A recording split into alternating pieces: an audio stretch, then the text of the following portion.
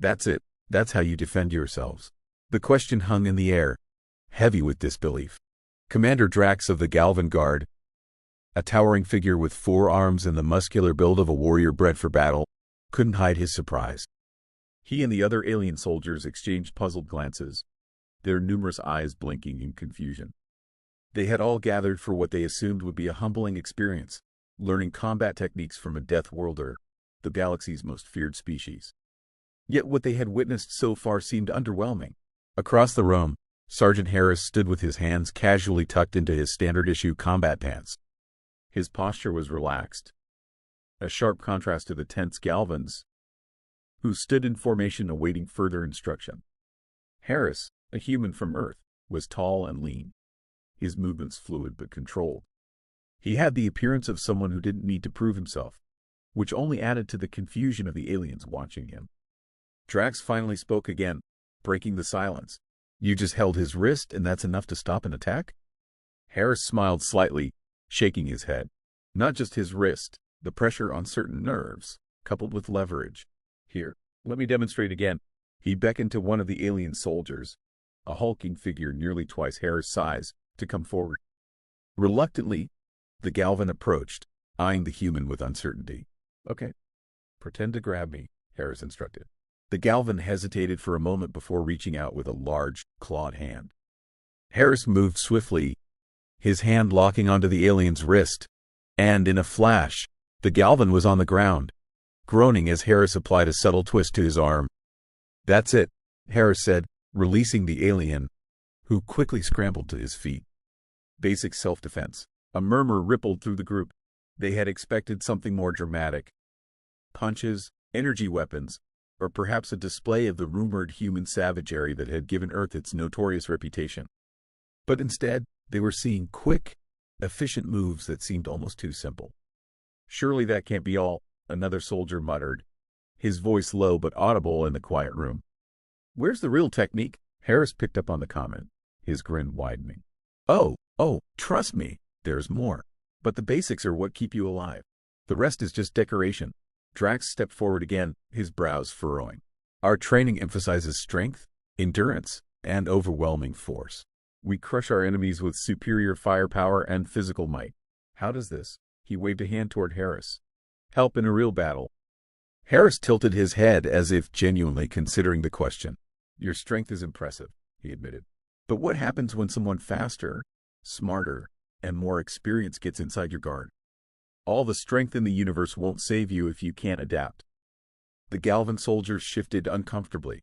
They had always prided themselves on their brute force approach to warfare, and the idea that it might not be enough was unsettling. Drax's eyes narrowed. "Prove it." Harris raised an eyebrow. "You sure?" "I'm sure." Without another word, Drax lunged forward, all 4 of his arms reaching out to grab Harris. To the Galvan's credit, his movements were quick, faster than the human had anticipated. But Harris didn't panic. He sidestepped just as Drax's arms closed in, his hand flicking out in a blur of motion. Before Drax could react, Harris had hooked one of the Galvan's arms and twisted it in such a way that Drax was suddenly on his knees, his upper 2 arms pinned awkwardly behind him. Harris barely seemed to be exerting any effort, but the strain on Drax's face told the story. The other soldiers watched in stunned silence. "Like I said," Harris muttered, releasing Drax, who staggered back to his feet. "It's all about leverage and pressure points. Strength doesn't matter if you know where to strike." Drax stood, rubbing his arm with a scowl. He had never been bested so quickly before, and the humiliation stung. "This is unorthodox," he muttered, trying to salvage his pride. "Unorthodox is what keeps you alive," Harris replied, his voice calm. "The galaxy doesn't fight fair. Why should you?" The Galvan soldiers looked to Drax for guidance, their leader's authority on the line. Drax, his mind racing, knew he couldn't let this go unanswered. "All right, human," he growled. "You've shown us your tricks, but what if the enemy isn't playing along? What if they don't care about your pressure points or leverage? What if they're just trying to tear you apart?" Harris gave a small, almost lazy shrug. "Then you let them try and you make sure they regret it."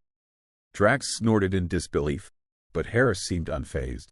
"You think all I know is how to twist arms and pin people down? You're missing the point, Commander. This isn't about showing off. It's about surviving." He paused, looking each alien in the eye. Do you know how many times my species has been underestimated in the past? The room was silent. The Galvan soldiers knew the reputation of humanity, but hearing it directly from a Deathworlder was a different experience. People think they can overpower us, outsmart us, outlast us, Harris continued. They always do, and they always lose. Drax opened his mouth to respond, but Harris cut him off. I've faced bigger opponents, stronger ones, enemies who thought their brute force would be enough. But what they didn't understand is that strength means nothing without control. And that's what we have. Control. The soldiers seemed to be processing this, their initial disbelief slowly giving way to reluctant understanding. Drax remained skeptical, but there was no denying what he had seen. Harris, with his seemingly effortless moves, had demonstrated a level of efficiency that the Galvans hadn't expected. We've seen enough for today, Drax said finally, his voice gruff. We'll continue tomorrow. As the Galvan soldiers began to file out of the room, Harris watched them, his expression unreadable.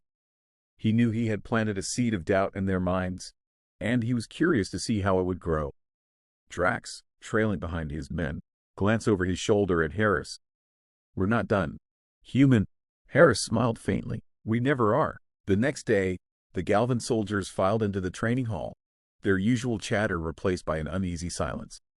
Their leader, Commander Drax, had been unusually quiet since yesterday's demonstration, and the others could sense the tension hanging in the air. No one wanted to admit it, but Harris had shaken their confidence. His effortless takedown of Drax was something none of them could forget.